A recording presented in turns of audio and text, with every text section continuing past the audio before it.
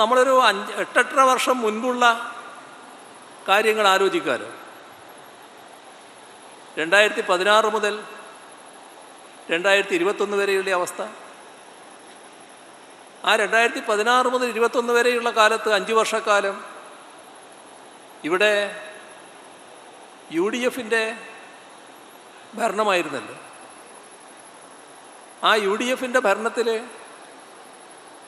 നാടിൻ്റെ ഏതെങ്കിലും മേഖല ചെറിയ തോതിലെങ്കിലും മുന്നോട്ട് പോയോ?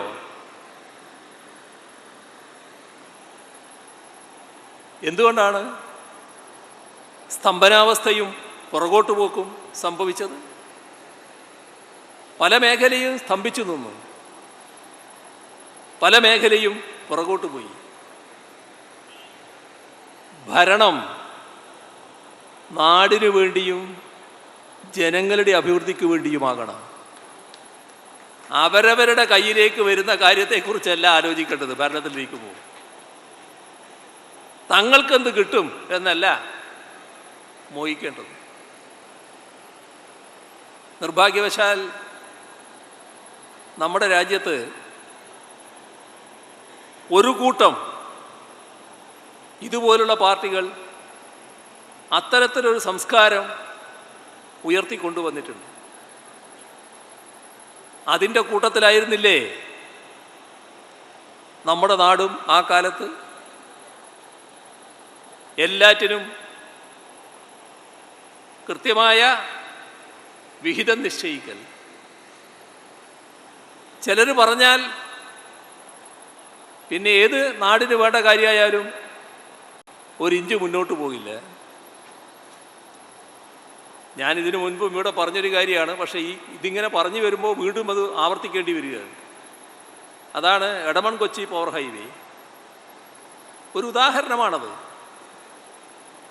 എടമൺ കൊച്ചി പവർ ഹൈവേയിലൂടെ നമ്മുടെ നാടിനാവശ്യമായ വൈദ്യുതിയാണ് പ്രവഹിച്ച് ഇവിടേക്ക് വരേണ്ടത്.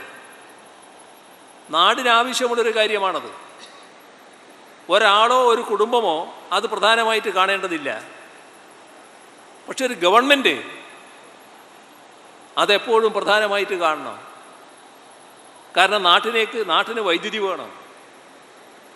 ആ വൈദ്യുതി പ്രവഹിച്ച് കൊണ്ടുപോകാൻ ലൈൻ വേണം. ആ ലൈനാണ് എടമൺ കൊച്ചി പവർ ഹൈവേ.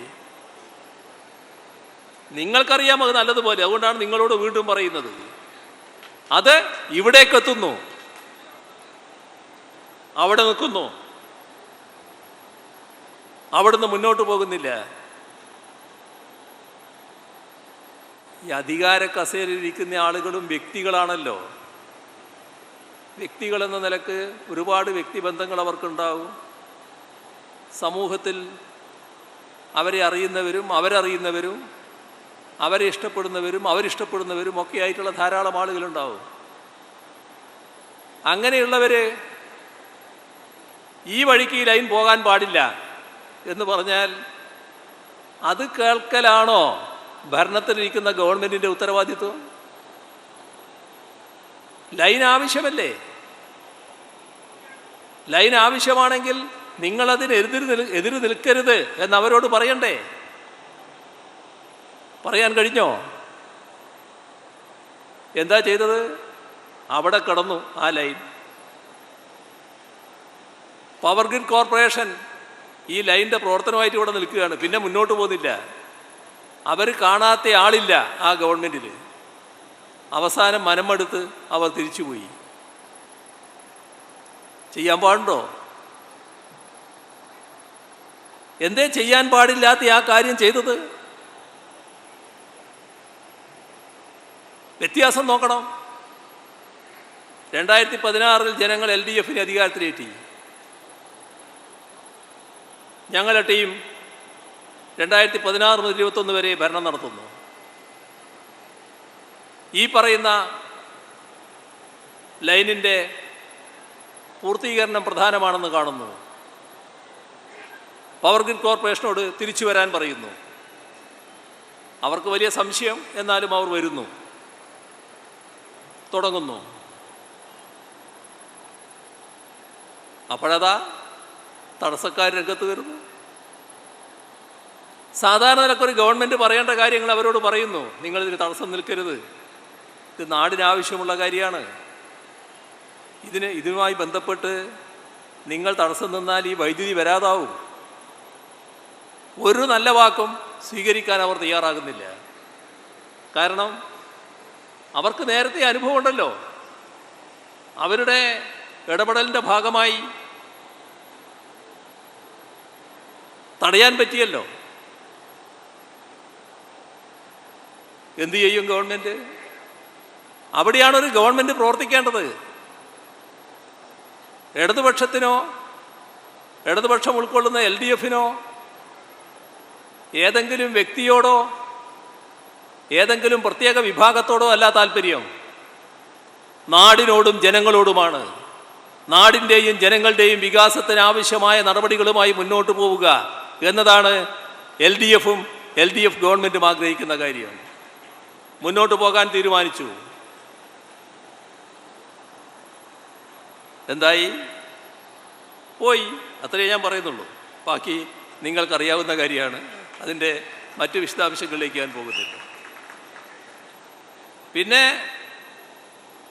അതുമായി ബന്ധപ്പെട്ട കാര്യങ്ങളിൽ നിന്ന് അത്തരം എതിർത്തവരെ ഒഴിവാക്കി കൊടുക്കണമെന്ന് പറഞ്ഞുള്ള നിവേദനങ്ങളായി പിന്നത്തെ വരവ്. അത് വേറൊരു ഭാഗമാണ്. അതിരിക്കട്ടെ, അത് ഗവൺമെൻറ്റിൻ്റെ ഭാഗമായിട്ട് അത്തരം കാര്യങ്ങളൊക്കെ ചിലപ്പോൾ ഉണ്ടായിന്ന് വരും. ഏതായാലും ഇന്ന് നല്ല ഐശ്വര്യമായി വൈദ്യുതി ആ ലൈനിലൂടെ പ്രവഹിച്ചുകൊണ്ടിരിക്കുകയാണ്. വേറൊന്ന്, കേരളത്തിൻ്റെ NH വികസനം, നാഷണൽ ഹൈവേ വികസനം എന്ന് പറഞ്ഞാൽ നമ്മുടെ കേരളത്തിലെ നാഷണൽ ഹൈവേ നമ്മുടെ പല പഞ്ചായത്ത് റോഡുകളെക്കാളും പുറകിലായിരുന്നു. പലതും വീതി കുറവ്, പൊട്ടിപ്പൊളിഞ്ഞത്, വലിയ മാറ്റം വരേണ്ടത്. നാഷണൽ ഹൈവേ വികസനത്തിന് അന്നവർ തയ്യാർ. നാഷണൽ ഹൈവേ അതോറിറ്റി നമ്മൾ സ്ഥലം ഏറ്റെടുത്ത് കൊടുക്കണം. ഒരു പുരോഗതിയും ഉണ്ടായില്ല. എന്താ കാര്യം? അന്നതിനെ ശക്തമായി എതിർക്കാൻ അതിനകത്തുള്ള പാർട്ടികൾ തന്നെ തയ്യാറായി. ഏറ്റവും കടുത്ത എതിർപ്പ് ഉയർന്നു വന്ന സ്ഥലങ്ങളുണ്ട്. 1 ഇഞ്ച് സ്ഥലം എടുത്തില്ല. അവരും തിരിച്ചുപോയി. നാഷണൽ ഹൈവേ അതോറിറ്റി ഇവിടെയൊന്നും നടക്കില്ല. LDF ഗവൺമെൻറ് 2016 വന്നു. അതേ ജനങ്ങളോട് LDF സർക്കാർ അഭ്യർത്ഥിച്ചു, ഇത് നാടിനാവശ്യമുള്ള കാര്യമാണ്, നിങ്ങളെല്ലാം സഹകരിക്കണം. സഹകരിച്ചല്ലോ. എന്തേ വ്യത്യാസം? ആ ഗവൺമെൻറ്റിൽ 2016 മുൻപുള്ള 2011-16 കാലത്തെ ഗവൺമെൻറ്റിൽ ഈ പറയുന്ന എതിർപ്പുകാരുടെ കൂടെ നിന്ന് വാദിക്കാനും ശബ്ദമുയർത്താനും ആളുകൾ അവരുടെ കൂട്ടത്തിൽ തന്നെ ഉണ്ടായിരുന്നു, ആ ഗവൺമെൻറ്റിൽ തന്നെ ഉണ്ടായിരുന്നു. അങ്ങനെ ഒരു ശബ്ദവും LDF മന്ത്രിസഭയിൽ ഉണ്ടായില്ല.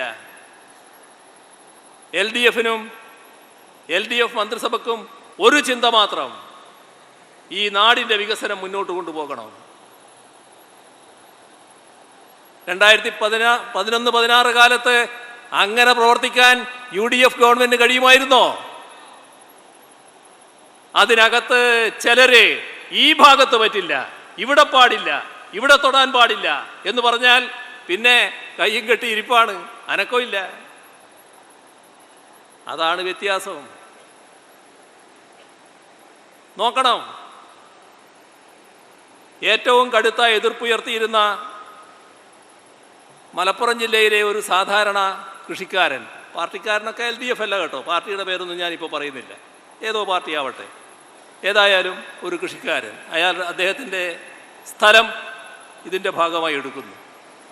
അദ്ദേഹം മാധ്യമങ്ങളുടെ മുന്നിൽ വന്ന് പരസ്യമായി പറഞ്ഞു, എത്ര വലിയ തുകയാണ് എനിക്ക് കിട്ടിയത്, ഇങ്ങനെയാണെന്ന് അറിഞ്ഞിരുന്നുവെങ്കിൽ ഞാനിതിനെ എതിർക്കുമായിരുന്നില്ല. എന്നോട് ചിലരെല്ലാം പറഞ്ഞു ഇതിൻ്റെ ഭാഗമായി വലിയ കഷ്ടനഷ്ടങ്ങളാണ് വരിക എന്നുള്ളത്. അതുകൊണ്ടല്ലേ ഞാനിതിന് എതിർത്തുപോയത്. ഇതിനെ എതിർക്കേണ്ടതേ ആയിരുന്നില്ല, നേരത്തെ എതിർത്തത് തെറ്റായിപ്പോയി എന്നാണ് എനിക്കിപ്പോൾ തോന്നുന്നത് എന്ന് പരസ്യമായിട്ട് പറയുകയാണ്. ആരാ ഉത്തരവാദി? ആ കൃഷിക്കാരനായ അദ്ദേഹത്തെ പോലുള്ളവരോ ആണോ?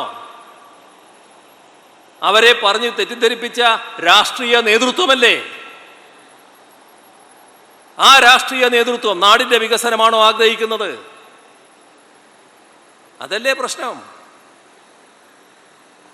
നാടിൻ്റെ വികസനവുമായി ബന്ധപ്പെട്ട കാര്യങ്ങൾ നിങ്ങൾക്ക് ഏകസ്വരത്തിൽ ചെയ്യാൻ കഴിഞ്ഞിരുന്നോ?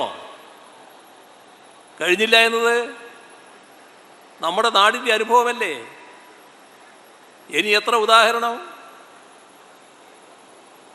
ഓർമ്മയില്ലേ?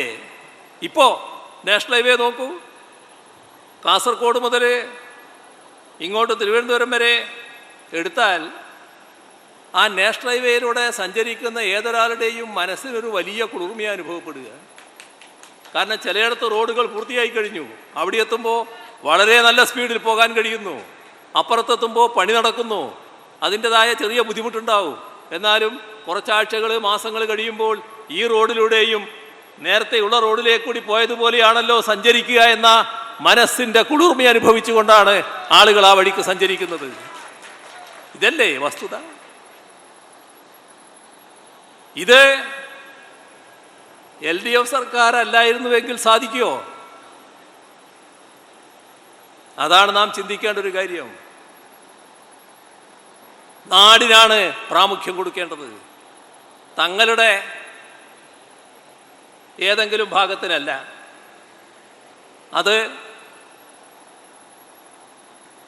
നമ്മുടെ നാടിൻ്റെ താല്പര്യം ഉയർത്തിപ്പിടിക്കുന്നവരെ ജനങ്ങളും കൃത്യമായി മനസ്സിലാക്കും.